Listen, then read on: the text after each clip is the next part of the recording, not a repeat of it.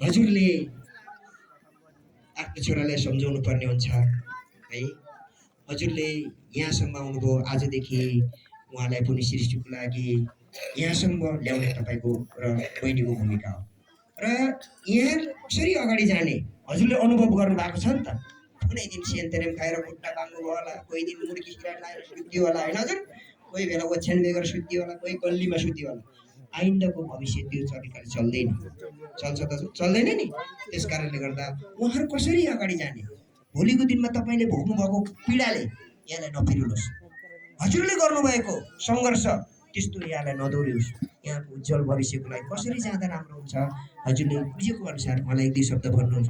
अनि यता पनि हाम्रो बेहुली नानीको चाहिँ पापा मामालाई पनि, बहिनी विशेष गरी मामाले है, हजुरले त मामाको भूमिका कसरी यहाँसम्म आउँदा हजुरले भोग्नुभयो होइन नानीको लागि, र हजुरको अनुभव नानी त्यसरी हुँदैन, तपाईँको उज्जवल भविष्यको कामना छ, यसरी जानुपर्छ भनेर हजुरले पनि एक दुई वचन उहाँलाई सम्झाउनु पर्ने हुन्छ है हजुर।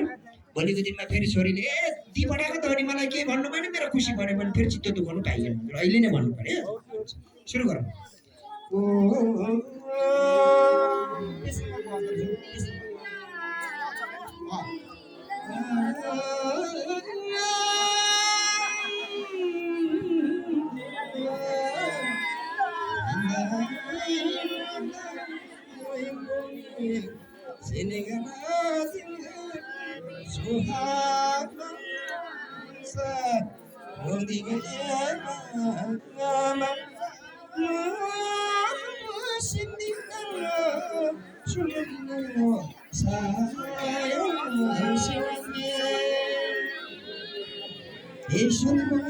गार्जेनहरूले आफ्नो भोगेको कुराहरू, आफूले पार गर्नुभएको दुःख पीडा कष्टहरू, आफूले अनुभव गर्नुभएको कुराहरू, ताकि नानीहरूको भविष्यमा त्यस्तो नदोहोरियोस्, उहाँलाई त्यस्तो पीडा कष्ट नहोस्।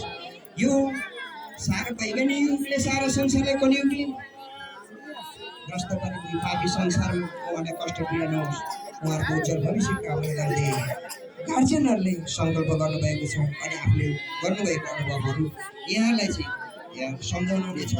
हजुरले सुनिदिनुहोस् यहाँको सङ्कल्प प्रार्थना, यही नै विनम्र हजुरलाई अन्तर्निहित प्रार्थना हजुरको शासनमा राख्दछु। हे भगवान सधैँभरि यहाँको उज्जवल भविष्य कामना गर्दछु। सेवा